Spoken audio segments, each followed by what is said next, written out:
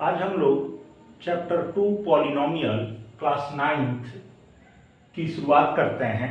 इस वीडियो में हम लोग पॉलिनोमियल के बारे में समझेंगे, उसके कॉफिशिएंट के बारे में, उसके डिग्री के बारे में, कितने टाइप्स के पॉलिनोमियल होते हैं।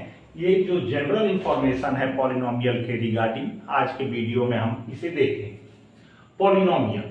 पॉलिनोमियल एक ऐसा एल्जेब्रिक एक्सप्रेशन है जिसका जो एक्सपोनेंट है वो होल नंबर में होना चाहिए। कोई भी एल्जेब्रिक एक्सप्रेशन है, आपको केवल उसके एक्सपोनेंट से मतलब है कि उसका जो एक्सपोनेंट है वो होल नंबर हो, 0, 1, 2, 3 ये उसका एक्सपोनेंट हो। मीन्स उसका एक्सपोनेंट निगेटिव नहीं होना चाहिए, फ्रैक्शन में नहीं होना चाहिए, रेडिकल में नहीं होना चाहिए, डिनोमिनेटर में आपका वेरिएबल नहीं होना चाहिए। जैसे देखें, फर्स्ट हमारा क्वेश्चन है x square plus 5x plus 2। यहां x का पावर 2 है, यहां x का पावर 1 है और यहां x का पावर 0 है। तो यहां जो भी एक्सपोनेंट है वो सब पॉजिटिव है, मींस ये हमारा पॉलिनोमियल होगा। ठीक है। सेकंड में x जो है वो रूट में है, हमारा वेरिएबल कभी भी रेडिकल में नहीं होना चाहिए, तो ये हमारा एक्सपोनेंट नहीं हो, ये हमारा पॉलिनोमियल नहीं होगा। ठीक है। थर्ड, यहां x का पावर 2 है, x का पावर 1 है, x का पावर 0 है, तो ये हमारा पॉलिनोमियल होगा। हमें इस कॉफिशिएंट से कुछ लेना देना नहीं है कि ये स्क्वायर रूट में है या ये फ्रैक्शन में है या डेसिमल में है, ये किसी में हो सकता है। हमारा केवल जो वेरिएबल है उसका एक्सपोनेंट पॉजिटिव होना चाहिए। अगर वो पॉजिटिव है इट मींस वो पॉलिनोमियल होगा, तो ये हम लोग का पॉलिनोमियल होगा। 8 ये भी एक पॉलिनोमियल है। ठीक है। क्यों है? क्योंकि 8 के साथ x का पावर 0 छिपा हुआ है। x का पावर 0 का वैल्यू कितना होता है? हम जानते हैं पावर एंड एक्सपोनेंट में कि किसी भी बेस का पावर अगर 0 है तो उसकी वैल्यू 1 होती है। तो 8 1 जा 8, ये 8 यहां लिख दिया गया है। मीन्स ये भी एक हमारा पॉलिनोमियल है। और जब टाइप पढ़ेंगे तब हम लोग देखेंगे कि ये हम लोग का कांस्टेंट पॉलिनोमियल है, जिसके साथ कोई वेरिएबल यूज नहीं होता है, वो कांस्टेंट पॉलिनोमियल है। तो ये एक जो है ये हमारा पॉलिनोमियल है। 5 में x to the power 10, y to the power 3, t to the power 50 ये भी हमारा पॉलिनोमियल है। बट ये वन वेरिएबल का पॉलिनोमियल नहीं है। इसमें कितने वेरिएबल यूज हुए हैं? 3 वेरिएबल। ये पॉलिनोमियल इसलिए है क्योंकि इसके एक्सपोनेंट जो है वो क्या है? पॉजिटिव है, होल नंबर में है। हमारा जो बेस है इसमें एक वेरिएबल यूज ना हो कि ये 3 वेरिएबल का पॉलिनोमियल है। क्वेश्चन नंबर 6, ये हम लोग का पॉलिनोमियल नहीं है क्योंकि यहाँ जो बेस है वो जो हमारा क्या ये वेरिएबल है ये डिनोमिनेटर में है। तो हमारा डिनोमिनेटर जो हमारा जो वेरिएबल है वो डिनोमिनेटर में नहीं होना चाहिए। नेक्स्ट, ये भी हम लोग का पॉलिनोमियल नहीं है क्योंकि यहाँ जो एक्सपोनेंट है वो निगेटिव है। और लास्ट ये देखें, ये हमारा पॉलिनोमियल है। यहाँ x का पावर 3 है, x का पावर 2 है, x का पावर 1 है, यहाँ x का पावर 0 है। जितने भी एक्सपोनेंट हैं वो सारे पॉजिटिव हैं। मींस पॉलिनोमियल पहचानने के लिए हमें केवल ये देखना है कि जो हमारा वेरिएबल है उसका एक्सपोनेंट पॉजिटिव हो, होल नंबर हो और निगेटिव ना हो, फ्रैक्शन में ना हो, डेसिमल में ना हो और डिनोमिनेटर में ना हो और रेडिकल में ना हो। ठीक है। चलिए अब देखते हैं हम इसके कॉफिशिएंट के बारे में और डिग्री के बारे में। कॉफिशिएंट समझते हैं। अलग अलग वेरिएबल के साथ अलग अलग कॉफिशिएंट यूज होता है।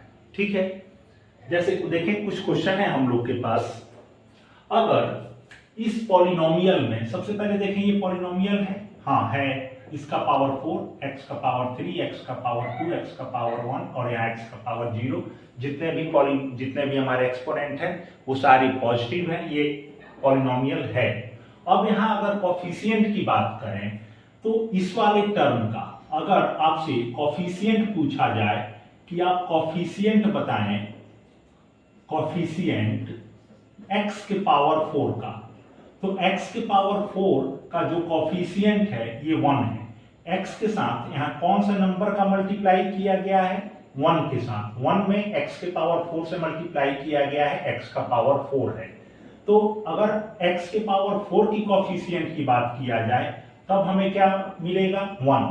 अगर हम कॉफिशिएंट बात करें x के पावर 3 का, तो x के पावर 3 का जो कॉफिशिएंट है ये है -3, x का जो कॉफिशिएंट है ये 6 है, x का 2x है, तो मतलब यहां जो है ये x नहीं है, ये हमारे पास क्या है x स्क्वायर है।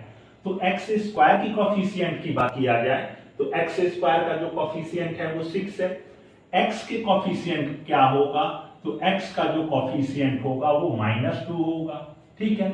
और इसमें 7 जो है ये कांस्टेंट टर्म है, ये कांस्टेंट टर्म है जिसके साथ कोई वेरिएबल यूज नहीं होता है, उसे कांस्टेंट टर्म कहा जाता है। अगर इस पॉलिनोमियल से पूछा जाए कि आप इसका कांस्टेंट टर्म बताएं तो कांस्टेंट टर्म क्या होगा, वो 7 होगा कांस्टेंट टर्म, ठीक है। नेक्स्ट क्वेश्चन में देखते हैं, अगर आपसे z³ का कॉफिशिएंट पूछा जाए, z³ का, तो यहाँ z³ का जो कॉफिशिएंट होगा वो 4 होगा। आपसे z² का कॉफिशिएंट पूछा जाए तो z² का कॉफिशिएंट 5 होगा। z² है उसके साथ कौन सा नंबर का मल्टीप्लाई किया गया है, 5 का, तो ये 5 जो होगा z² का कॉफिशिएंट होगा। अगर आपसे z का कॉफिशिएंट पूछा जाए, ये मोस्ट इंपॉर्टेंट है कि z का इसमें कॉफिशिएंट क्या है। अब आप कहेंगे कि इसमें z तो कहीं दिख नहीं रहा है, तो अगर z का कॉफिशिएंट पूछा जाए और z इस पॉलिनोमियल में नहीं है, इसका मतलब कि उसका जो कॉफिशिएंट है वो क्या है, 0 है। z के यहाँ एक टर्म छुपा हुआ है, कौन सा टर्म छुपा हुआ है, 0z, और जब 0 के साथ z का मल्टीप्लाई हुआ है तो ये 0 हो गया है। तो जो z का कॉफिशिएंट है वो क्या है, 0 है। और कांस्टेंट टर्म की बात किया जाए तो कांस्टेंट टर्म हमारा -11 है। कॉफिशिएंट अब कुछ समझ में आ रहा होगा। इस क्वेश्चन को ट्राई करें, इसमें x³ का कॉफिशिएंट क्या होगा, तो x³ का कॉफिशिएंट 9 होगा।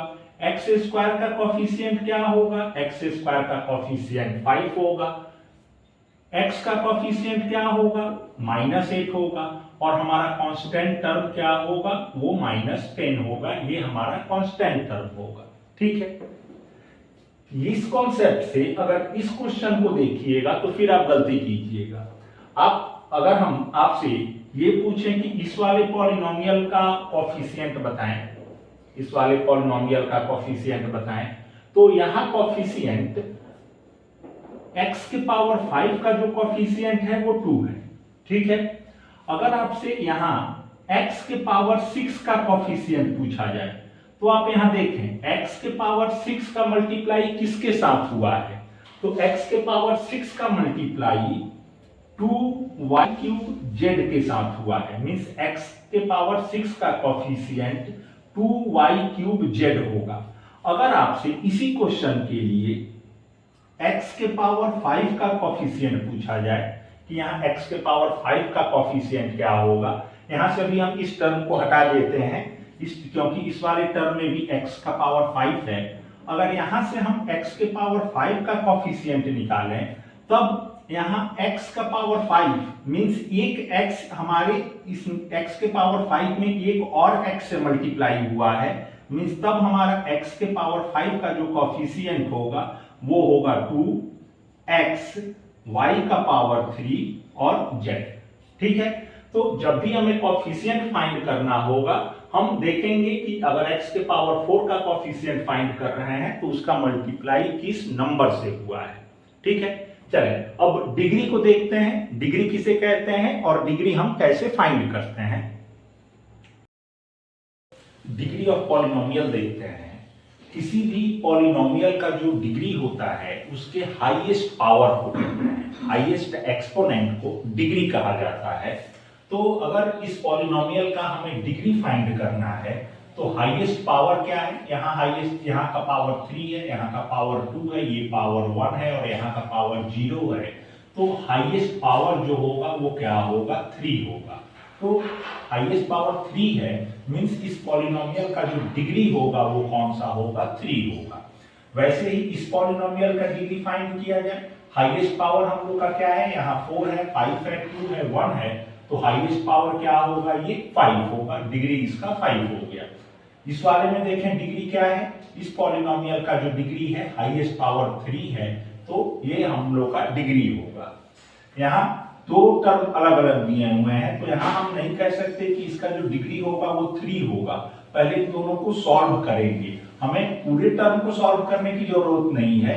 जब हम y क्यूब से y स्क्वायर में मल्टीप्लाई करेंगे तब हमें y का पावर, बेस इक्वल है तो पावर प्लस हो जाएगा, तो y का पावर कितना मिलेगा 5, और यही हाईएस्ट पावर आएगा तो इसका डिग्री कितना होगा 5 होगा।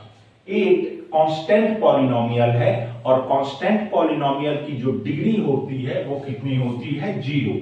इसकी डिग्री कितनी होगी, ये 0 होगा, क्योंकि यहाँ क्या छुपा हुआ है, अभी हम लोगों ने देखा कि यहाँ x का पावर 0 है तो इसका डिग्री कितना होगा 0, और ये 0 है, इसे 0 पॉलिनोमियल कहा जाता है। और यहाँ बच्चे गलत करते हैं कि 0 पॉलिनोमियल में उसका एक्सपोनेंट वो 0 मानते हैं और डिग्री 0 कह देते हैं, लेकिन 0 पॉलिनोमियल का जो डिग्री होता है वो डिफाइंड नहीं है, तो इसे हम लिखते हैं कि ये इसका जो डिग्री है ये नॉट डिफाइंड है। ओके, चले अब हम लोग देखेंगे ये डिग्री ऑफ पॉलिनोमियल हो गया। इसके बाद पॉलिनोमियल्स के टाइप जो इसी पे बेस होते हैं, जो जितना डिग्री होगा वो उस टाइप का, किसी पॉलिनोमियल का डिग्री उस पॉलिनोमियल के बिहेवियर और उसके टाइप को डिफाइन करता है। अभी हम लोगों ने देखा कि डिग्री कैसे फाइंड करते हैं। चले अब डिग्री के बेस पे हम देखेंगे कि पॉलिनोमियल कितने टाइप के होते हैं। अगर किसी पॉलिनोमियल का डिग्री 0 है तो वो कांस्टेंट पॉलिनोमियल होगा। किसी पॉलिनोमियल का डिग्री अगर 1 है तो वो लीनियर पॉलिनोमियल होगा। अगर डिग्री 2 है तो वो क्वाड्रेटिक पॉलिनोमियल होगा। डिग्री 3 है तो वो क्यूबिक पॉलिनोमियल, डिग्री 4 है तो वो क्वार्टिक पॉलिनोमियल, ऐसे ही डिग्री 5, डिग्री 6। अब ये डिग्री के बेस पे ये टाइप ऑफ पॉलिनोमियल हो गए। इनमें हम क्लासिफाई करते हैं कि कौन सा पॉलिनोमियल किस टाइप का है। यहां से अगर आप डिग्री देखेंगे तो इस पॉलिनोमियल का डिग्री 1 है, और अगर इसका डिग्री 1 है तो ये कौन सा पॉलिनोमियल होगा, लीनियर पॉलिनोमियल होगा। यहाँ देखें इस वाले पॉलिनोमियल की जो डिग्री है वो 2 है, और डिग्री अगर किसी पॉलिनोमियल की 2 होती है तो कौन सा पॉलिनोमियल होता है, वो होता है क्वाड्रेटिक पॉलिनोमियल। तो ये हम लोग का क्वाड्रेटिक पॉलिनोमियल होगा। इस पॉलिनोमियल को देखें, इसका हाईएस्ट पावर 3 है, और हाईएस्ट पावर अगर 3 है तो ये क्यूबिक पॉलिनोमियल होगा। इसका डिग्री 3 होगा और 3 होगा तो ये क्यूबिक पॉलिनोमियल होगा। ये हम लोग का x का पावर 1 है तो ये लीनियर पॉलिनोमियल होगा, और ये हम लोग का कांस्टेंट पॉलिनोमियल है। अभी हम लोग ने देखा था कि अगर इसका डिग्री ये केवल कांस्टेंट है, इसके साथ कोई वेरिएबल यूज नहीं हुआ है, मतलब x का पावर 0 है, और ये हमारा किस टाइप का पॉलिनोमियल होगा, कांस्टेंट पॉलिनोमियल होगा। ओके, इस टाइप से हम किसी भी पॉलिनोमियल के डिग्री को और वो किस टाइप का पॉलिनोमियल है ये बता सकते हैं।